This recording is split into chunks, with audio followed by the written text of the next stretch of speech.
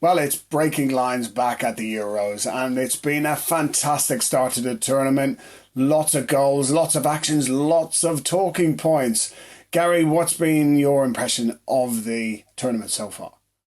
Yeah, I've enjoyed it. I've actually really enjoyed it. I think that, there's a lot of similarities between the way that a lot of the top European teams have played towards the end of the season. Now the national teams are playing it. If you look at the likes of Man City, you can sort of look at England's or the influence it's had maybe on England and the way that they're trying to play, and a lot of the top teams. So I think there's a lot of similarities, but there's also, we spoke about some of the underdogs as well, didn't we? That maybe there'll be some upsets, and you can see that because of this attempt to dominate possession in games in a similar way, there's been a lot of the teams perhaps not expected to get results, but have actually got some decent results, or certainly had some very good performances, frustrating the top teams. We saw that against Belgium, didn't we, with Slovakia? So I think that's going to continue. I think it's going to be hard for the top teams to break some of these teams down.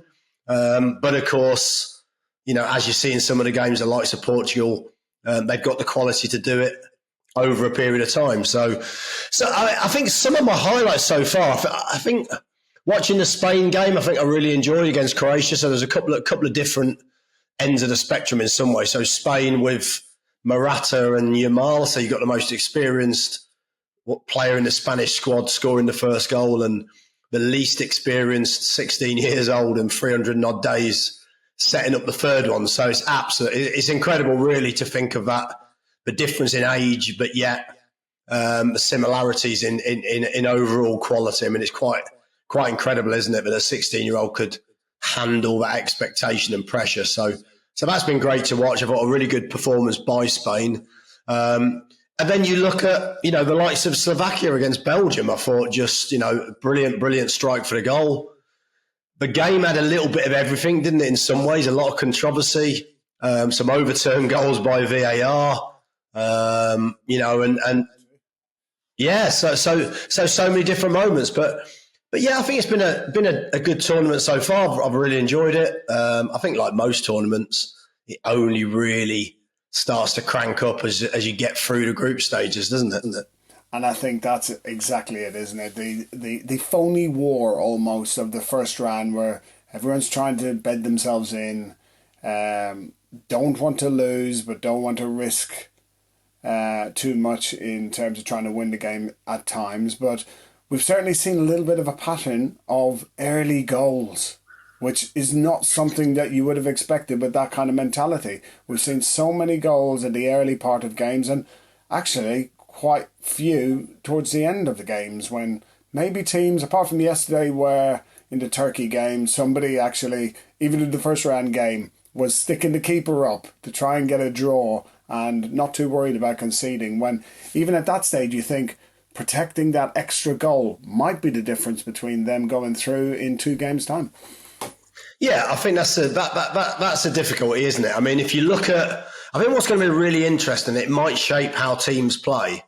And I think you mentioned it in the previous podcast. If you look at how do you qualify, so the winners and the runners up in each group, and then I've got it down here. So, and then I think it goes to the 4 best third place teams out of 6. Points first, goal difference second.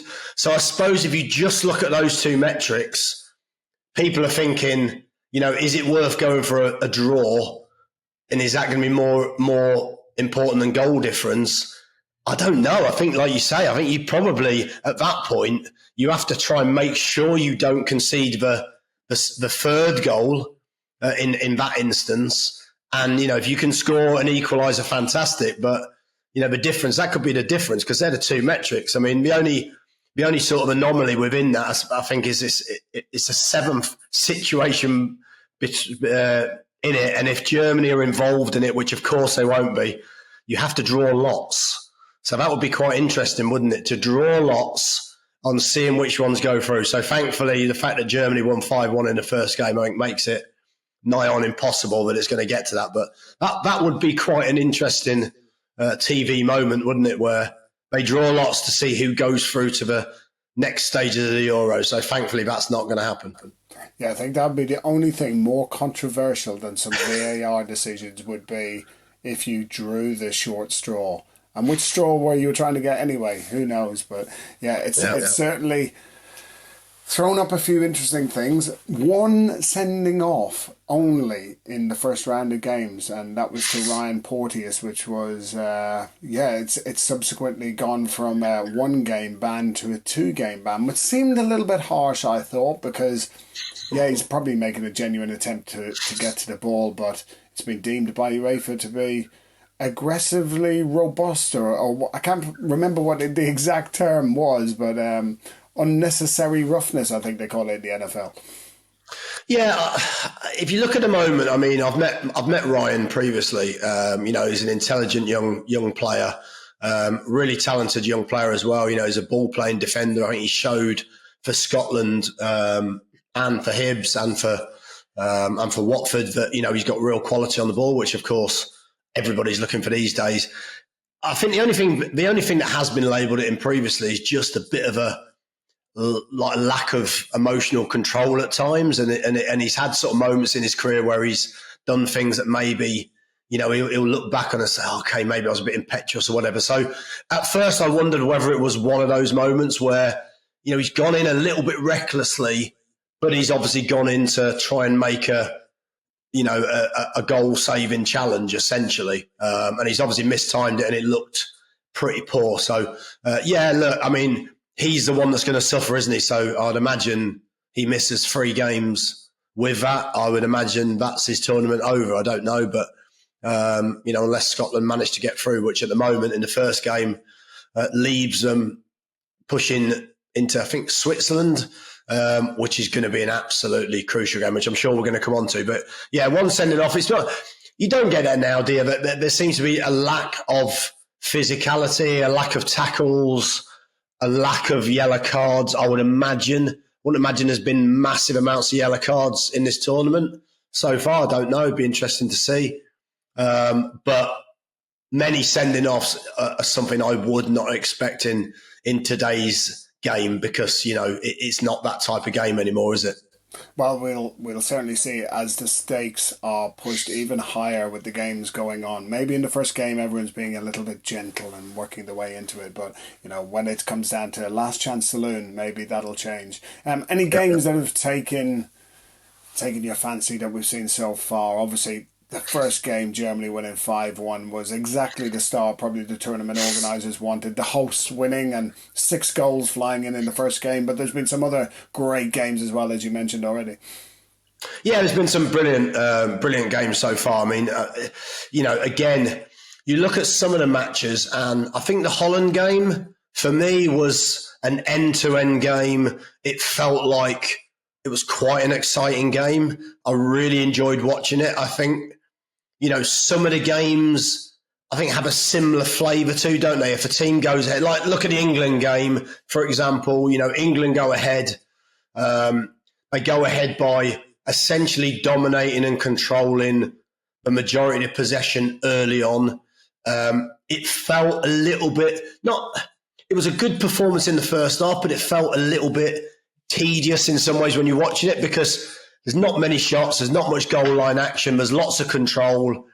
And sometimes, my view sometimes is that those games aren't as interesting to watch sometimes because it follows a similar pattern. But nevertheless, you can appreciate the work that goes into that type of performance. I thought, like we predicted, Bellingham, and like the whole world predicted, let's be honest, Bellingham was absolutely outstanding. Should we claim that prediction? Just like we claimed developing him at 13 years old. No, I'm only joking. Saw that result coming 8 years ago when he was just a lad. There you go. I'm sure I did. Has anyone quoted me on that? If not, it's my word against theirs. So I think if you look at a game, and I think there were quite a few issues in the England game that I'm sure again we'll come on to when we discuss England and focus on them. But there's been quite a few games like that. The games I've personally enjoyed are the ones that have had a little bit of swing to it. And had a little bit of an end-to-end feel to it, because it feels like there's a bit more excitement in those games sometimes. The Portugal game I enjoyed because again, it was 1-0 down. Can they get back into it? I thought once again, we spoke about Pepe and Ronaldo being two of the oldest players in the tournament, if not the two oldest players in the tournament. I don't know. But I would imagine pretty much so.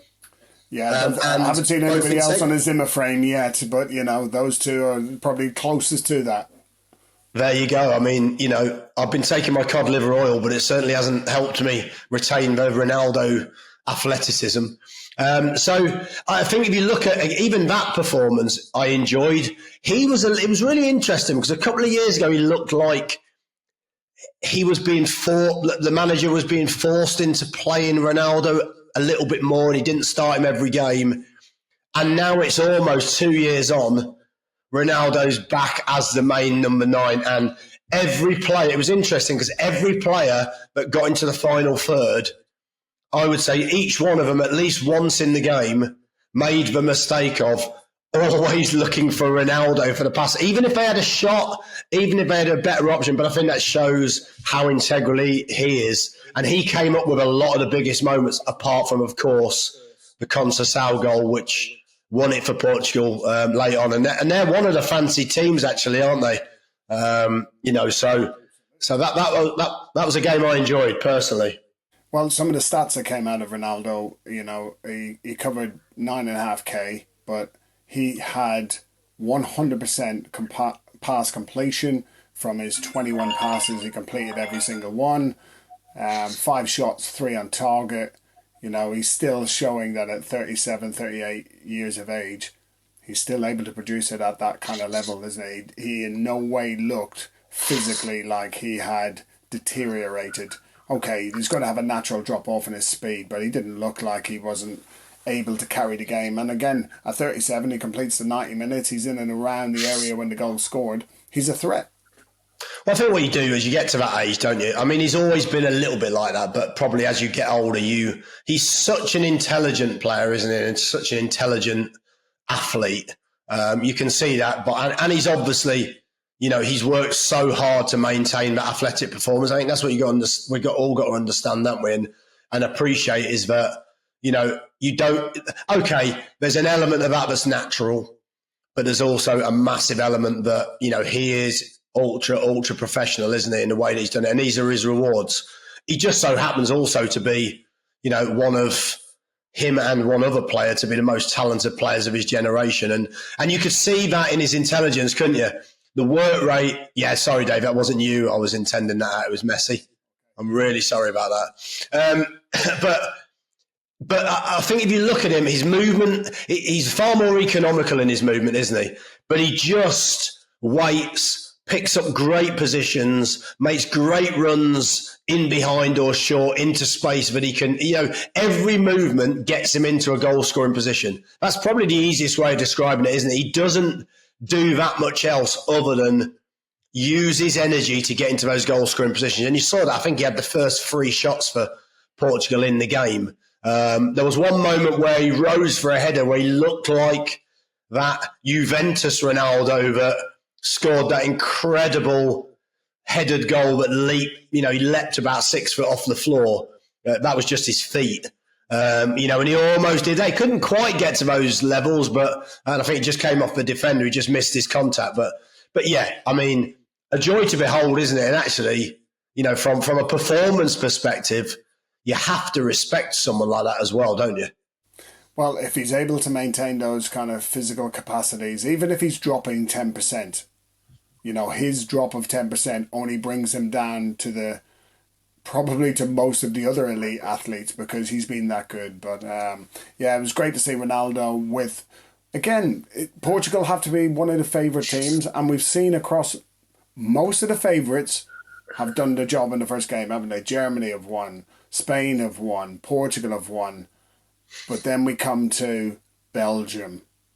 And is this one of those, don't panic, because they've lost the first game? We saw in the World Cup, Argentina lost the first game in the last World Cup, won the World Cup. In rugby, we saw South Africa lose the first game of their World Cup. They win the World Cup. Are we getting ahead of ourselves thinking that this Belgium team is wobbling? Well, I don't mean we're getting ahead of ourselves, are we? I think we're accepting the fact that Slovakia, who I think are ranked about 40, 50 places below Belgium. I think Belgium are ranked third at the moment in the world. So your expectation is that they'll take care of Slovakia, which I know sounds disrespectful. We don't mean this in a disrespectful way, do we? We just mean statistically you'd expect Belgium to win that game. Just looking at their group now, so it's going to be really interesting because Romania obviously beat Ukraine by 3-0 and were very impressive in that performance. Hard at this stage to gauge how good some of these teams are. But what you'd say is now Slovakia having beaten Belgium, you'd expect Belgium to beat Ukraine, but now that puts a huge pressure on Belgium, Romania, because again, we've seen that Romania are a good side. So, but I would imagine that for Belgium and for most teams, you win a game and draw a game. The reality is that's probably going to be enough, isn't it? It's probably going to be enough to get you into into the next part of the draw. So I think at the moment Belgium will be disappointed. There'll be a lot of negativity around some of their top players. They had the chances to win the game. It was just one of those games where millimeters, as we saw, millimeters stopped them from probably winning the game or at least getting a point. And I'm sure they won't panic, but, it'll be interesting to see how, their 37-year-old manager, like we spoke about again in the previous podcast, handles that little bit of pressure because it will start to ramp up for the next one. And then we see VAR, the handball, the snickometer had to come out to essentially get a player sent off in the game. Yeah, what was your take on that, Dave? What was your take on the handball? Because a lot of people have spoke about it, haven't they? And I've seen some, it was a disgraceful decision. And I'm sort of like sat there going, wow, that's so hard to be that forceful on your opinion on it, isn't it? What did you think? Well, I think there's been 2 VAR decisions for me, which it comes down to technology and the application of the technology that we have today. And people have for years been crying out for the use of technology on these decisions. Now we have it. Now we're using it. Now it's been criticised for how it's been applied. Maybe is it too strict? The discussion is, did his hand hit the ball? And we've known for a number of years that in the build-up to a goal, if you've gained an advantage by touching the ball with your hand, it doesn't matter whether it was ball to hand, hand to ball. If your hand has touched the ball, it doesn't matter what happens after that.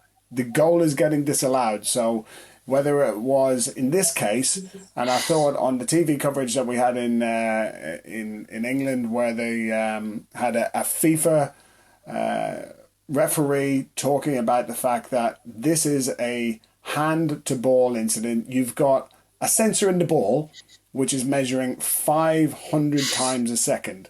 So as soon as there's any kind of touch on the ball, they know exactly when that happened. And you can see when they link the video frame that his hand has gone towards the ball and it's touched it, and therefore it's moved it away from the defender. Now you could argue he didn't know he was doing it, and that's not what's the point here, is it? It's literally a factual thing. Did his hand touch the ball? Yes, it did, in which case it doesn't matter what everyone's opinion is, because one of the 4 things that VAR was brought on for was factual things around things like, did the ball hit his hand? And in this case it did, in which case VAR, I thought, was used correctly.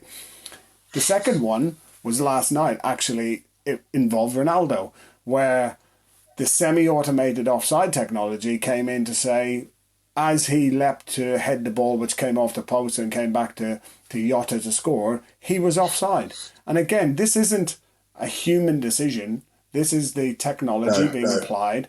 They have 7 cameras around the pitch, measuring 23, I think it is, body parts of every single player, the referee. They've got the ball, and they know exactly where he was at the time.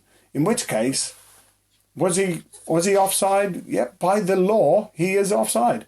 You can argue about the law, can't you? And that's probably where we've ended up now. We've gone from arguing about the referee, we're now arguing about the law and how it's interpreted. But in this case, again, this isn't somebody drawing a line. This is super, super accurate technology being applied to a law which is factual. Was he offside on the law? He was. In which case, the goal doesn't count. I'm just looking at the handball. I'm trying to find the handball rules now because it's really interesting. Because a couple of years ago, I sat in the the managers' meeting, and it was if a handball occurs, intentional or not, in the build up to a goal, the goal is disallowed. I think that was sort of more or less the rule. I'm now trying to look because I've got a feeling the rule again has slightly changed from that. So I've just written here, not every touch of a player's hand, arm with the ball is an offence. It is an offence if a player deliberately touches the ball, moves their hand, arm towards the ball, touches the ball with a hand, arm has made it unnaturally bigger, scores in the opponent's goal, directly from their hand, arm, even if accidental, immediately after the ball has touched hand, arm, even if accidental. So I suppose that would be the one, wouldn't it? Now, is that immediate because it happened sort of a second or two before it? But I think that's the one problem with a lot of these things are that even people in the game at the top end sometimes don't. Of course, I'm talking about us two.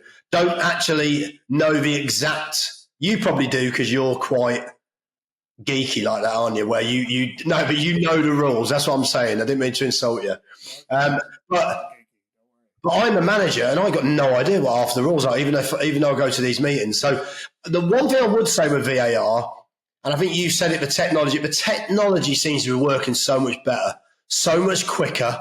There seems to be less controversy. There seems to be less wait time after goals.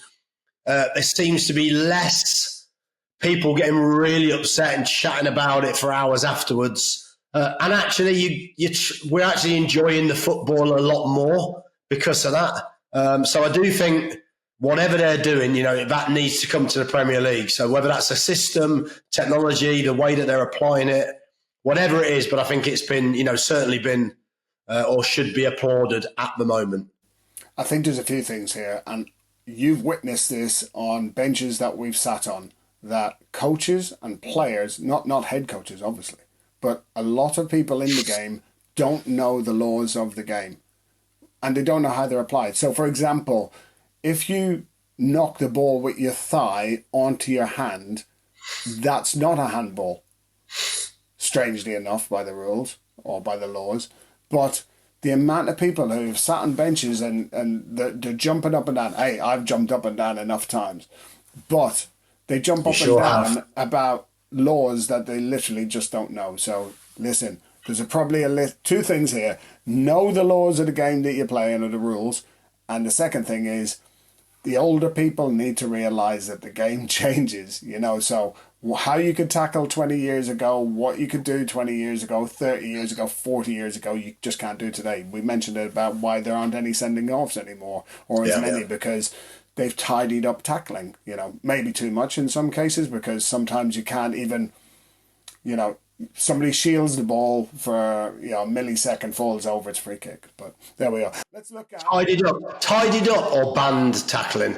I think you're probably closer to banned. Any form of physical contact would be probably, which is interesting, isn't it? I'm not going to go on to this, but it's interesting because I think that's a game changer. Because years ago, there's a lot of people that enjoyed watching football, not just for the skill, but for the contact and for the physicality of it. And they cheer a great tackle. They cheer, what I mean? There was an element of physicality about the game that people enjoyed. Now, actually, when you look at the product of football, there's very little physical. It is a very different game to watch now, isn't it, than it was sort of 20 years ago. But we have to move with the times. I can't remember who came up with the quote, but they said that kissing is a contact sport, rugby is a collision sport. So, somewhere in between those two, probably football lives. You had to get that in, didn't you? I did, yeah, there we are. Listen, let's look at England. Flattered to deceive in the first game, got ahead, seemed to run out of steam according to those people who watched the game, or did they just drop into a defensive mode? One thing that we know is England covered the most distance of any team in the first round. And even by some of the standards that I've looked at in Premier League games, Championship games over the years, they covered nearly 127 kilometres in the game, which is phenomenal amount of running. So there's been debate whether it's accurate, but they've done 127.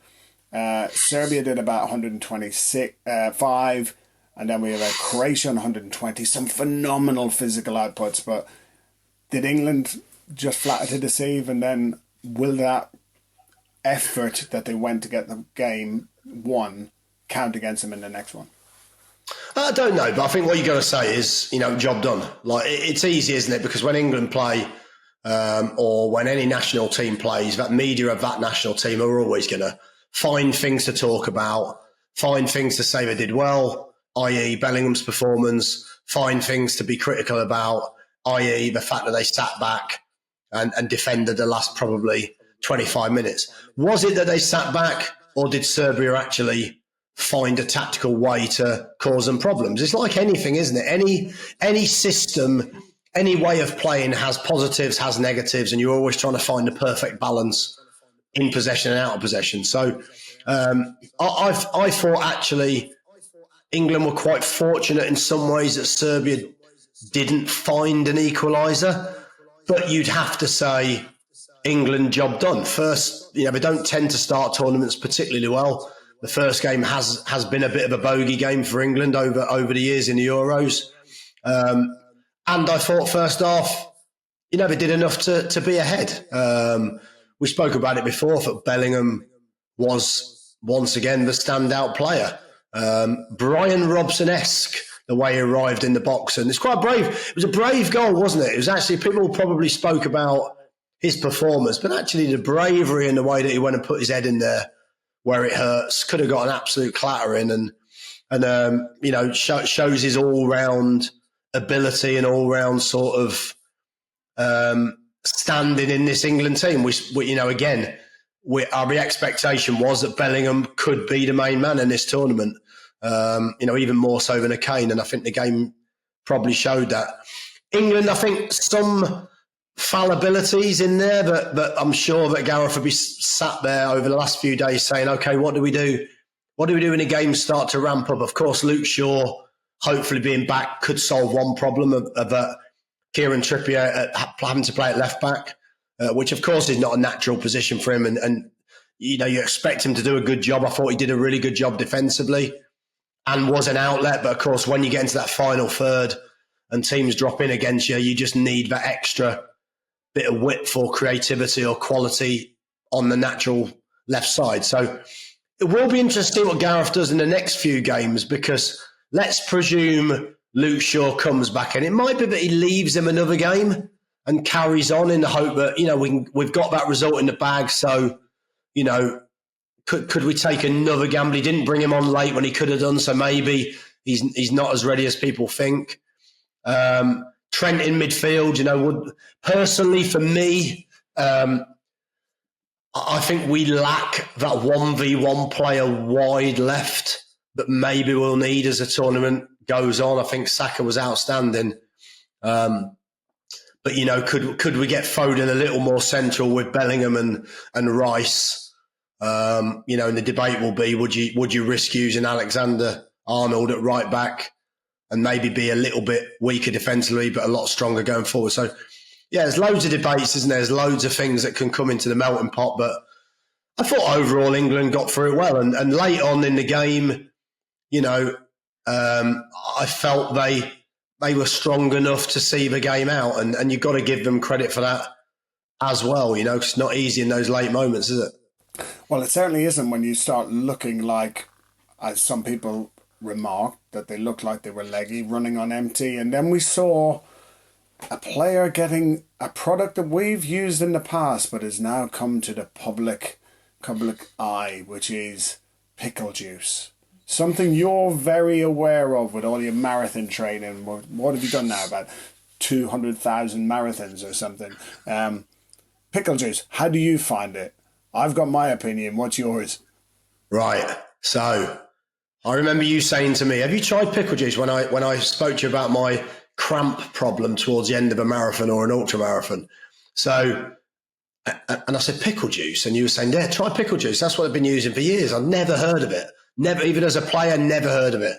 So anyway, I think yourself or the nutritionist basically passed me this cramp fix. So if we don't get a sponsorship, Dave, off cramp fix for this,